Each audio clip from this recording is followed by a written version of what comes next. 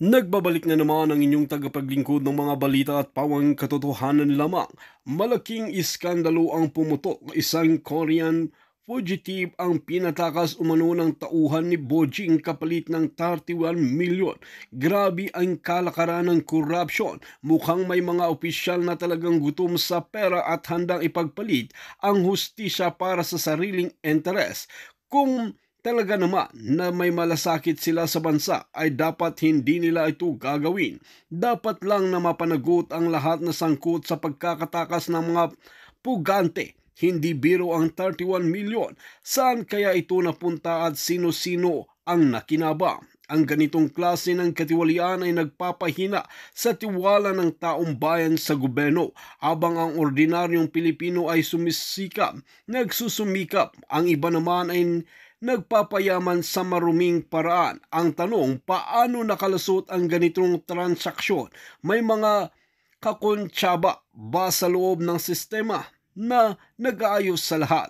Dapat magkaroon ng masusing investigasyon upang matukoy ang mga nasa likod nito. Ang laganap na katiwalian ay isa sa mga dahilan kung bakit maraming dayuhan ang nagmamanipula sa ating sistema. Nakakagalit isipin na ang mismong dapat magpatupad ng batas ang siyang lumalabag dito. Kung hindi ito maaaksyonan, ano ang magiging epekto sa imahe ng ating bansa? Ang ganitong pangyayari ay nagpapakita kung paano ginagamit ng mayayaman at makapangyarihan ang pera para makalusot sa batas.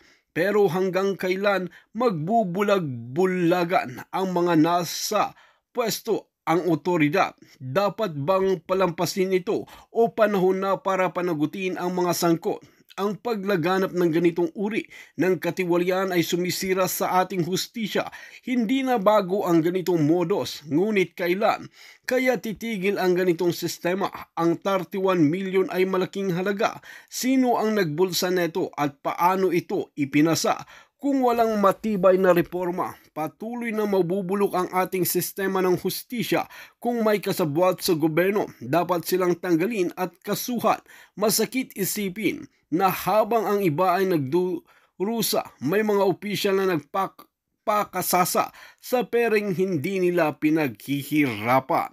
Well mga kaibigan, para nga sa karagdagang impormasyon, panoorin nga natin ang buong video. At kung bago ka lamang sa akin channel, huwag kalimutan i-click ang subscribe button at notification bell para lagi kang updated sa ating mga bagong video.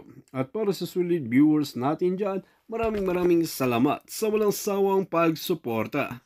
So, ayan, live na rin tayo sa ating Instagram, sa Maharlika Official, Maharlika_official. So, live na live tayo na dyan. So, okay mga kapalangga. Frederick Natividad, okay? Mag-shoutout tayo sa South Korea na huwag dayain ang halalan, okay? Ngayon, kanina pa si De La Cruz na in Pasig at si Mercy Berlasa, kanina pa yan. So, ngayon, mga kababayan, patunay na kasinungalingan, patunay na fake news ang gobyernong ito. Dahil napag-alaman natin pala, ang ating palang palangga, si Attorney Vic Rodriguez, number 56 sa balota, huwag niyong kakalimutan, at ang siyam na Senator Duterte senators. Okay do. Ngayon, ang mga eksena dito, tignan lang natin yung nakuha nating information, ano? Ito yung mukha ng daming message. Ito yung mukha ng taong ito. Papakita lang natin okay? Alright. Ito siya. Okay. Ito yun siya. Alright. Yan yung kanyang mukha. Okay? Siya yung pinatakas. Napag-alaman natin, mga kababayan, dahil ang mensahe sa atin, tignan muna natin. Alright. Yeah. 4 days ago, iba to. Not 4 days ago. 4 days ago, puro kasinungalingan not 4 days ago, everyday pala. Puro kasinungalingan ang gobyerno ni Bangag. So, eto nga. Anong date to? Okay, for Joel Anthony, March 4. Ito. For Joel Anthony Viado, okay, from Jomar Barlaan, acting OIC Warden. Subject na Ikyon, date of birth December 3, 1996. Ang sabi dito, on March 4, 2025 at approximately 12:48 p.m., Team A security escorts, namely IO Armando Alano, ito yung tinanggal niya, no? J.O. Kimwell De Villa and J.O. Alan Velasio departed BIWF to transport toward na Ikyon, a Korean national, to the office of the city prosecutor in Quezon City for the preliminary investigation of his case. All right? At around 4:24, the team reported their arrival at the OCP, Office of the Prosecutors, I believe ito, Quezon City, and awaited the complainant, Camille Faith Casilag. Ito yung complainant sa estafa. Ngayon, while waiting, the subject ward signed his counter affidavit. At around 15:07, kunyari talagang may oras pa, like 3:07, with the complainant still absent, the prosecutor decided to reset the arraignment to February 11, March 2025. At approximately 3:30 p.m., the undersigned attempted to contact I.O. Alano for a status updated, but received no answer. At around 3:45, the undersigned called again and I.O. Alano finally responded. He reported that, okay, na Ikyon was unaccounted for after requesting permission to use the restroom. Imagine mo, ilan silang bantay, nakatakas, pero hindi totoo dahil ito ay fake news. Dahil sa mga hindi pa na nakita ng video, ipapakita natin maya-maya. Upon receiving this information, the undersigned immediately reported the incident to the CIDG and the nearest police station to request assistance.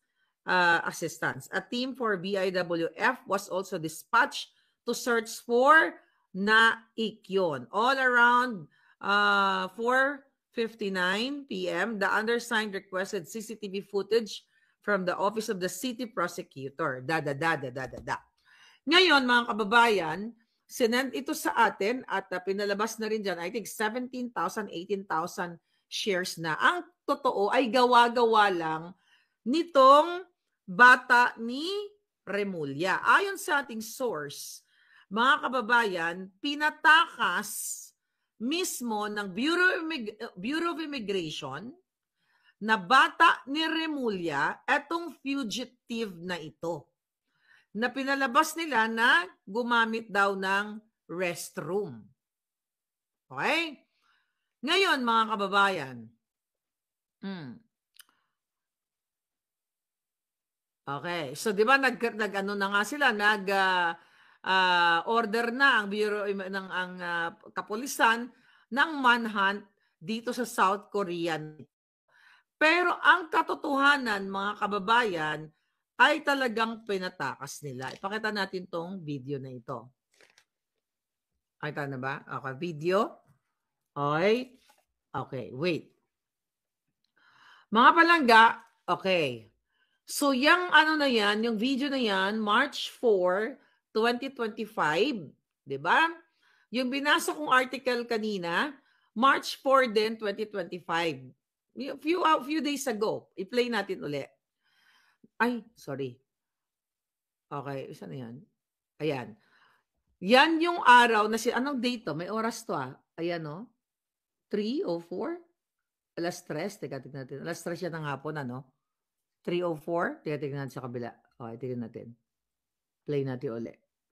I think that is 3:04. So, kanina tinignan natin yung ulat. Okay, that's alas 3 ng hapon. So, ang kasinungalingan ng Bureau of Immigration ay nag-CR pero tumakas. Yung picture na yan, ang video na yan, mga palangga, yan ay papasok sila according to our source sa Pegasus. Sinamahan nitong mga tiwali sa Bureau of Immigration para magpamasahe pa sila o baka tsumukchak ng mga girl lalo dyan. You know, I don't know, diba? Alam nyo naman yan kung anong place meron tayo dyan, di ba? Ngayon, ayon sa ating source, ulitin natin, i-play natin ulit mga hitad. Ayan, yaan ang South Korea, nakasama itong mga tiwaling ito, pumasok sila dyan sa men's club na yan para magpa-masahe daw. Ngayon, ayon sa ating informante, Miss Maharlika, okay, bata kasi ni DOJ Remulla, yang si Commissioner Joel Viado.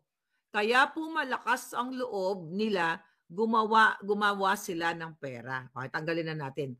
Ayon sa ating source, itong si Joel Viado na ito, okay, ng Bureau of Immigration na nag-order ng, ito, basahin natin ulit, na nag-order ng manhunt at hanapin daw itong fugitive na ito at sinuspend nila at sabi pa nga niya, heads will roll if the probe confirms their involvement in the fugitive's escape.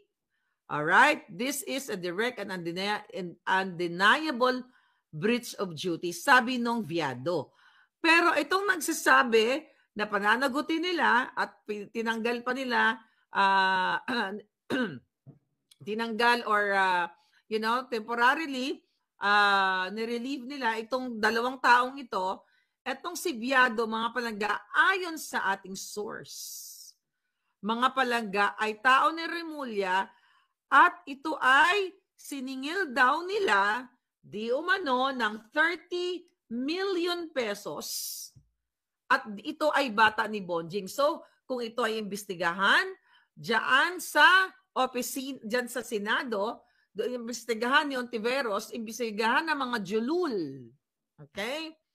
Diyan sa Committee on Justice and Human Rights. Mga palangga, dapat ito ang ipapatawag dahil napag-alaman natin, ayon sa ating source, kasabwat ang tao ni Remulla, maaring may share din si Remulla dito sa 30 million. Kaya ito dapat ang pesos. Ito dapat ang iniimbestigahan ng mga tiwali, ng mga jutang ginina dyan sa Senate. Dahil naka-break sila ngayon, si Jinggoy Estrada, si Jingay at saka si Kilay ay nandito kasama ni Lisa Tanas at umattend sila ng Manila International Film Festival na kung saan si Lisa Tanas ay bloated ang kanyang pagmumuka dito sa LA na pinakita ko dyan sa sa Boljakan, mga palangga. But ganun pa man, ito ang dapat iniimbestigahan ng Senado at Kongreso. Hindi ang vloggers, hindi yung pinag-iinitan kami, dahil ito, Risa virus. Pilit mong nagpapabida ka dyan at sinisikil nyo si dating spokesperson Harry Roque na wala namang nilabag na batas, kundi nag-fabricate kayo ng kung ano-anong mga kasalanan niya like human trafficking at dahil hindi lang umattend si Harry Roque diyan sa inyong hearing, okay? Sa kanya mga reasons na inilatag at siya lang ay resource person, ito ay gusto nyong ipakontempt. Na-contempt nyo na nga na isang beses, ay gusto nyong pigilan nyo lahat ang kanyang kalayaan to travel. Pero ito ngayon, ang Koreanong ito, mismo ayon sa ating source at pinakita naman natin sa video at pinagpamasahe pa doon nga sa Pegasus ayon sa ating source. Pegasus daw yung pinuntahan. Is it Pegasus o iba na raw ang pangalan? Whatever. Kung ano man ang pangalan, may Pegasus pa ba? Ngayon, mga palangga, ito pa. Basahin natin ang sinabi ng ating informante. Alright? Kasi sunod-sunod yan para maipaliwanag natin sa inyo. Alright. Sabi dito, yung binasa ko kanina na report, Miss Maharlika, sinasabi dito sa report nila na nakatakas yung Korean fugitive nung nag-CR. Pero nakakuha po ng evidence na matibay na walang ganong nangyari dahil dinala pa ng mga taga Bureau of Immigration yung Korean, ako binabasa ko lang yung statement dito, sa Pegasus para magpamasahe at doon nila pinatakas. Alright? Alright? Ngayon, ang pangalan na raw ng pangalan ng KTV, KTV bar is what? Silvanos. It doesn't matter kung ano man ang pangalan basta nagpamasahe. Okay, let's delete that. Okay? Nagpamasahe muna. Okay, dito sa video. Play natin ulit yung video. Okay? Sino nakakaalam dyan? Sino yung taga dyan? Alam niyo ba yan? Scout Chotoko. Ayan, no? Scout Chotoko area daw yan. Okay, sinong taga dyan? Anong lugar yan? Can you correct me? Anong lugar yung masahian na yan? O Chokchakan o whatever.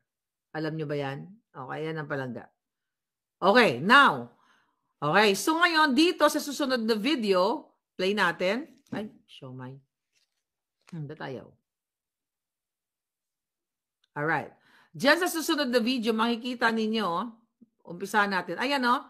Anong oras yan? Tingnan natin, ha? Makikita ba natin yung oras? 3 kanina, 3 o'clock, no? Teka lang, play natin yung oras dito kanina. Ano yung oras dito kanina? 3:04. Ito, anong oras to yung isa? Tingnan natin kung makikita ba natin ng tama yung oras. 3:04? O baka ito 4 na to o 5. Hindi malinaw yung oras pero hindi mga 4 or 5 na siguro ito. So nakita nyo, lumabas na sila. Okay, lumabas na yung lalaki. Ay, wala pa. Lalabas pa lang. O, ayan na. Okay, lumabas. Ayan, may kausap. Taga Bureau of Immigration din. Ayun, tumawid. At, ayun, boom, kabog. Pinatakas ng mga jutang ginina na mga tiwali sa Bureau of Immigration. Okay? Anong oras daw? 3:04. Date pala yon. Date ba yon? March 4. Oh, sorry. I stand corrected. Thank you. Okay, sabi ni Daniel Maravilla, date daw yon. March 4. O, tama ka. March 4. Tingnan natin. Hindi time. Okay, tingnan nga. Asan yung oras? Nakita. Okay. You're right. So, nakikita ko pala is March 4. Tapos, okay, play nga natin ulit para maliwanagan na catch. Malabo kasi mata ni Inday eh. Tingnan natin. Ayun, no? Ano oras yun? 2. Yeah, 2. 2:32. Tama. 2 o'clock. Sabi ni Rafael Bautista. Tingnan natin yung oras sa kabila. Okay, tingnan natin. Ba't tatanggal yan? Ano nangyari dyan? Add stage. Okay, anong oras yung sa kabila? Oo nga. May oras ba doon? Okay. 2, ayun, 2, is it 2:41 tumatakbo? 2:41, tapos dito ang oras. Ang bilis naman magpamasahe nun. 2:41, at saka dito ay 2:04. Anyway, ang importante mga palangga, nakikita ninyo sa video na yan na pinatakas nila. Alright? Pinatakas nila ang Korean, hindi po totoong tumakas doon sa Office of the Prosecutors. Diba?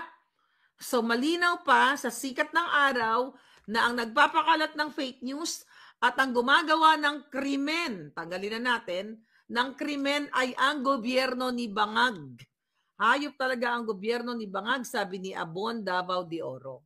So makikita ninyo, 2:32 daw pumasok. Django, tama ba yung time mo? 2:03:02 umalis. O tama, mga 30 minutes na nagpamasay. Ngayon natangay pala ng puting van ang Koreano. Sana malocate ang numero ng van, sabi ni Myra Ochon. Sabi ni The Beast, grabe na itong nangyayari sa bansa. Kaya nga sabi ko, mga palangga, ano pa ang ginagawa ng mga bruskong mga sandatahang kasuputan. So ayon sa ating impormasyon, okay?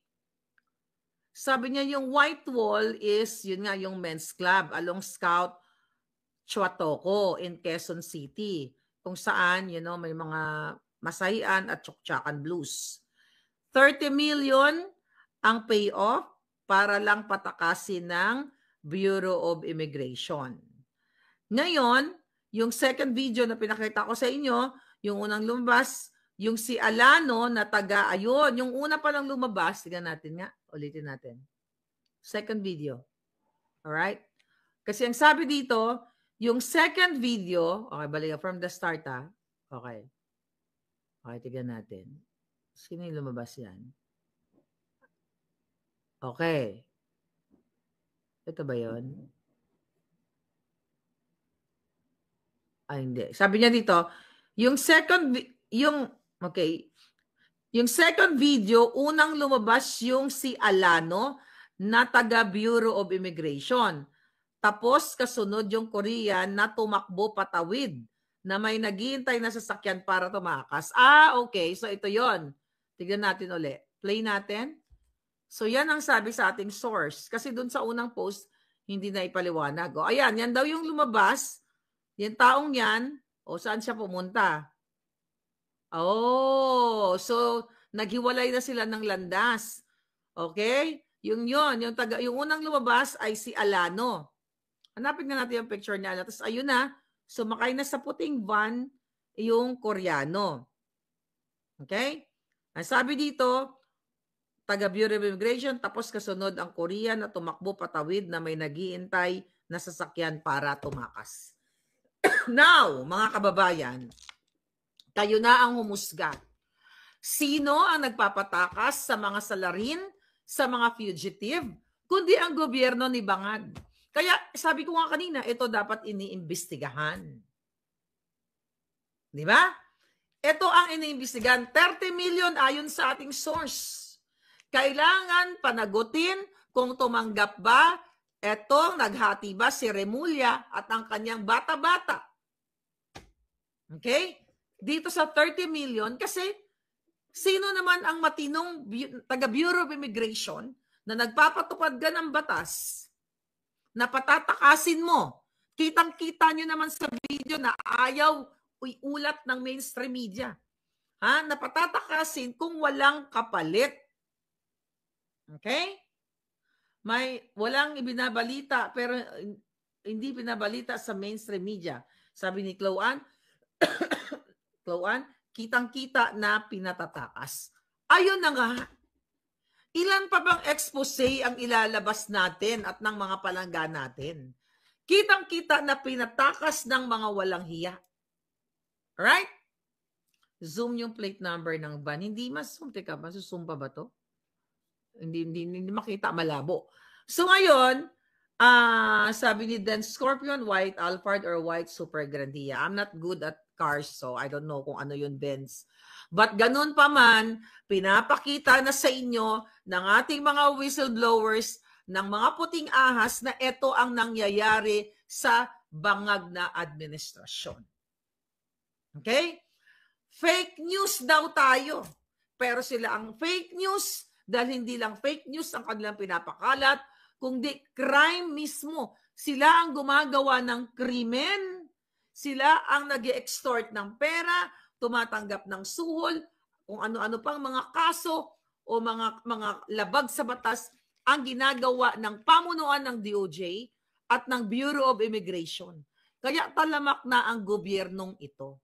Recently, nagsalita si Barbers patungkol dito sa kinaso sa kanya na libel ng ating mga kasamahang mga vloggers dyan sa Pilipinas.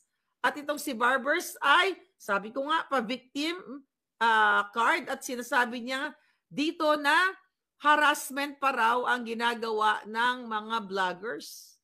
Ang kapal ng mukha na sinasabing harassment. Ang vloggers pa ngayon nangaharas. Patunayan mo, Barbers, na ikaw ay what? Okay? Anong sabi ng walang hiya? Tignan natin. Okay. Sabi niya, hindi naman daw niya pinangalanan. Kaya daw ito ay harassment daw itong ginagawa ng vloggers. Ano hindi mo pinangalanan? Hindi mo nga kami pinangalanan, isa-isang gago ka. Pero sa mga article, like I think Manila, I forgot kung anong pangalan ng dyaryo na yon at iba pa. Tinatawag na kami na at yung mga palangga ko na narco vloggers at pogo vloggers. Tapos ngayon kami pa ang ano tawag dito, kami pa ang nangaharas. Sabi niya takot lang umarap yung mga yan sa TRICOM. In fact, their basis for filing libel case against me is pure harassment para lang mahinto ang investigation at committee hearings. Ang kapal ng mukha ng mga hinayupak na to, lalo na ito si Barbers at lahat sila. Imagine mo, sabi pa niya, they're saying na tinawag ko silang narco vloggers at pogo vloggers. Sabi niya, totoo, sinabi ko na may mga vloggers na patuloy na nagkakalat ng fake news laban sa gobyerno at mga pinondohan ng mga sindikato. But I never named names. Again, hindi mo nga pinangalanan pero pinunto mo ang grupo namin. At nagtatago ka sa iyong parliamentary immunity dahil sinabi mo na privileged speech mo yon.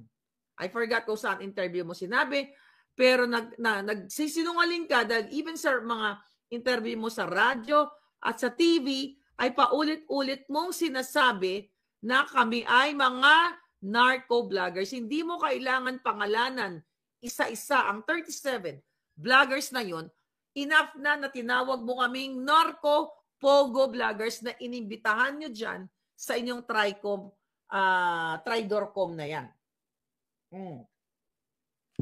Ngayon, iiyak-iyak ang gonggong ka. At mayroon pa nag-inform na may mga tinawagan ka para, just to confirm kung seryoso ba ang kaso sa'yo. Seryoso! Kami, ang mga kasamahan ko dyan sa Pilipinas, nakasuhan ka at magkita-kita kayo sa korte at magpaliwanag ka kung may ebidensya ka. Ngayon, mga kapalangga, nakikita nyo na ang sunod-sunod na kawalang hiyaan ng gobyernong ito. Recently, di ba, nag-file si Inday Sara ng petition for certiorari and prohibition, di ba, para magpaliwanagin ang mga Congress at ang Senate dito sa kanilang ginagawang impeachment. So, anong ginawa nila? Nag-file sila, ano yung final ng mga gunggong? Excuse me. Okay. Kaya ganito kawalang hiya talaga itong gobyerno ninyo at hindi na talaga matatapos ang kawalang hiyan hanggat hindi kayo, hindi kayo gumagawa ng paraan o ng pagtatanggol sa inyong bayan. Dahil ang mga bangag ay hindi titigil yan. Lustayin ang pera ninyo at mamamayagpag ang kanilang kawalang hiyaan. Lahat, tagyan nyo yan, extortion and everything. Diba? Nag-file sila, okay, ng kanilang manifestation,